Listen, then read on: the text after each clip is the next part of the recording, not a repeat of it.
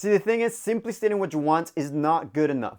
This is why a lot of times you end up not reaching your goals and making you feel disappointed, making you want to give up on your dreams altogether. Therefore, you have to be smarter about how you approach your goal setting. So in this video, I'm not just gonna show you how to make goals, I will show you how to make smart goals.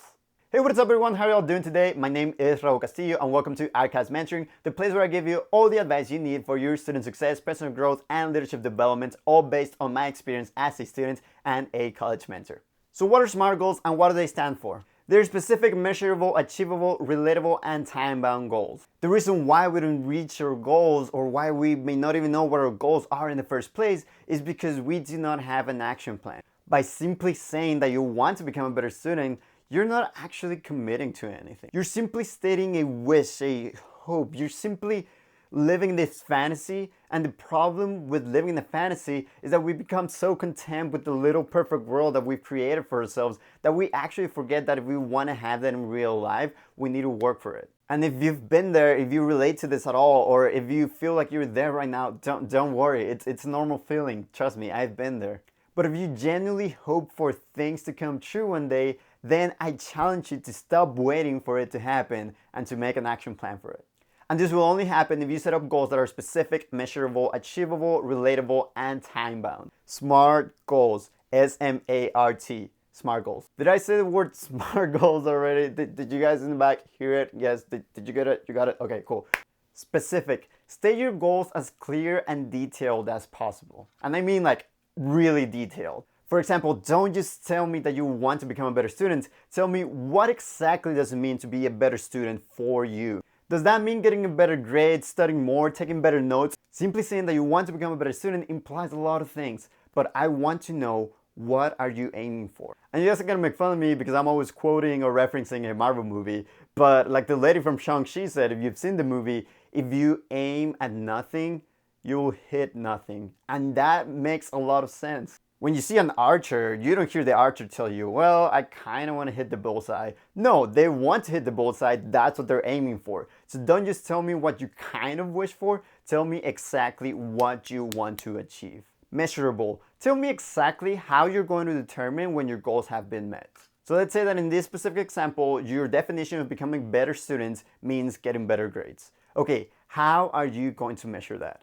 What defines getting a better grade for you, and how many times do you need to obtain that grade in order for you to know that you've succeeded? So when you put the specific and the measurable together, your goal is going to be looking something like this. I want to become a better student by earning an A in my statistics, philosophy, biology, psychology, and sociology classes. Here, you're being specific about the exact grade that you want in the exact classes that you want those grades in. And at the same time, you're making it measurable by letting yourself know that you'll have succeeded after getting an A in each of your 5 classes. Now, achievable or attainable, you'll sometimes see one of these two words. It doesn't really matter, they're both the same thing. But anyways, setting up achievable goals means setting up goals that are attainable according to your unique skill set. Now, what do I mean by this? I mean for you to be realistic about the expectations that you set up for yourself, so that way you don't set up yourself for failure. Now, I don't want you to get me the wrong way. When it comes to your dreams, the sky truly is the limit. But when I say realistic, I mean for you to be genuinely realistic about the amount of time, work, and effort you're going to have to place into your goals in order for you to actually achieve it. Here's what I mean. You can't possibly expect to become an expert thermonuclear astrophysicist overnight if you have never read a book in your entire life. The only way this could be possible is one, well, if you're a movie or a comic book character. 2, if you know your own skill set and you know that you're a world-known scholar and you like research and you like reading and you have photographic memory and you know that you're just so smart that you can completely learn a brand new subject by just reading a couple of hours. But all MCU references aside, what I'm trying to say is that while it's most definitely realistic for you to get an A in all 5 of your classes, it is not realistic for you to expect to get those A's by doing the minimum amount of effort and being a couch potato all day. Sure, there may be some luck involved and you happen to have a really easy class with a lenient professor. Or maybe you're super smart and you know everything there is to know about everything. But realistically, you are going to have to put in the effort. And I guess what I'm trying to say is that you cannot expect to succeed without overcoming some challenges.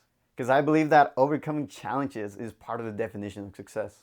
And if you agree with my definition, then the more you succeed, the more realistic it will be for you to set up higher and higher goals for yourself. So now that you have told me specifically what you want and how you will measure it, tell me how you will achieve it. And this is an example of how the letter S, the letter M, and the letter A come together. I will earn an A in each of my classes by studying 3 hours every day. On Mondays, I will study for bio, Tuesdays, statistics, and so on and so on. You can even go as far as saying what place, what time, and what kind of strategy you will be using. Do you see how this makes a difference? Now, as opposed to you telling me that you want to become a better student, you're generally telling me the specific steps that you're going to take on how you will work for it, which will allow you to achieve it. Relevant. How is this goal relevant to you? This is where you have to do some serious soul searching. This is a crucial step. You genuinely have to think deep about why this goal matters to you and why you want to achieve it in the first place. If you do not know why you want to become a better student, then all the specificity, measurability, and attainability won't matter at all. Why? Because when life gets challenging, and trust me, it will get challenging, when you get distracted by 1,000 other things, knowing your why, having your objective in mind, it's the thing that's going to keep you going. Because then again, if you aim at nothing, you hit nothing. And what's the point of practicing to become a better archer? What's the point of practicing to hit the bullseye if you don't even know why you want to hit it in the first place? So think, what is your why and how is it relevant to you? Maybe you want to become a better student because you hope to become a psychologist one day. And if you want to become a psychologist, then you know the importance that comes from being a disciplined and independent scholar in your field. And you know that you want to be a professional in that field because you know that you want to become a mental health advocate for your community. And if you really think about it, it all comes down to getting an A in all 5 of your classes. This generally is the first step of many for you to achieving your grand goal. And the why behind your goals, it's gonna look completely different from the person that's standing right next to you. It's gonna be different from your parents, it's gonna be different from your kids, it's gonna be different from your siblings. Your why is unique to you, and that's totally okay because we are all unique individuals. Just know that what does matter is that the more your goal relates to you, the more driven you will be to go for it, the more driven you will be to achieve it. Because if you simply want to become a better student simply because someone told you to or because that's the way it's supposed to be, then you're not gonna get there. And if you do get there, then you won't enjoy yourself as much as you would have if you actually wanted to get to that goal. Now, if you're finding this video useful, consider clicking the like button and let me know in the comments below what are your goals for the remainder of the semester. Let's go back to the video. Time bound. Set yourself a deadline and establish a timeline. You're almost there. You've done an amazing job at telling me your what, your how, and your why. But now you need to tell me your when. Even though your goal is now technically complete, setting up a timeline is essential. Because it will prevent you from pushing off your goal and saving it until later. Because let's be honest, whenever we put a pin on something, we hardly ever come back to it. So when will you start? How long are you expecting it to take? And by when do you want to complete it? In this case of getting better grades, it's a little bit easier for you because you've already given a timeline of 1 semester, but you can even be more specific and intentional about it. For example, this is how your goal would look like if you make it time bound. Classes start on August 23rd, and I will be monitoring my grades every 4 weeks to make sure that I have completed everything in a timely manner. By November 1st, I want to continue having an A in the class, so that way I am certain that I am on my path to success by December 6th, which is the day that the semester ends. See how specific I was with my deadline? Even when you have a whole semester, you technically have 4 months, and it's really easy for you to like sit down and be watching some shows and doing other stuff and thinking like, you know what, I don't need to study because I still have 4 months with it. So that can be really dangerous. So that's why even when you have a semester, it's important for you to break it into smaller chunks. This way, as opposed to thinking that you have 4 months, whenever you monitor your grades every 4 weeks, whenever you set up a system so that way you're continuously checking on your progress, this way it gives you more accountability, and this way you're making sure that you're slowly working towards it even though you have a lot of time. So now the time that you've been waiting for, maybe you skipped to this part of the video. If you did, hello, you probably want to go and check back the other parts or else this is not gonna make sense. But anyways, it's time to put it all together. This is how your SMART goal is gonna look like. I want to become a better student because it will be beneficial for my future career as a psychologist. I will do this by obtaining an A in my statistics, biology, philosophy, psychology, and sociology classes. I will start on the first day of the fall 2021 semester, and I will study 3 hours a day, each day a different subject. I will monitor my grades every 4 weeks after every exam to ensure that everything is going great, and I will have completed my goal by the end of the semester on December 6th after taking my final exams and getting my final grades. Yes, I know it's quite wordy and lengthy, but trust me when I say that it's effective. Now you have a clear action plan of exactly what you're going to be doing, how you're going to be doing it, why you're going to be doing it, and when you're going to be doing it. And I promise you that when you see a concrete set of instructions on how you'll accomplish your goals, you will have the motivation and guidelines necessary for you to be on your road to student success. And if at the end of your timeline, if at the end of the deadline, you don't reach the exact goal that you were hoping for, that's totally fine.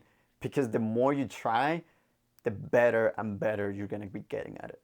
And every attempt that you try, you will build the persistence and determination that's necessary in order for you to accomplish it next time. What truly matters is that now you have a clear path, now you know what your goals are, now you know where you're going, and you're not just wandering alone, being lost about not knowing what to do. Now you're aiming at something. And if you aim at something, you're guaranteed to hit something. Yes, it might not be the bullseye at the first time, and that's fine. Even if you don't always hit the bullseye, you're always going to be getting closer and closer until you finally do it. And that's something that can happen with practice. So yes, it might take a little bit of time for you to get used to start making SMART goals, but practice makes perfect. And the amazing thing is that you can always customize your goals to your needs. I'm pretty sure you can come up with an even better way of phrasing my own example, and that just goes to show how flexible SMART goals are. And since we both know that your goals are geared towards your student success, then make sure to check out this video where I talk to you about the key on how to become a successful student. Also make sure to tune in for my next video where I'll be showing you how to stop procrastinating by following one simple tip. Until the next one, strive for success.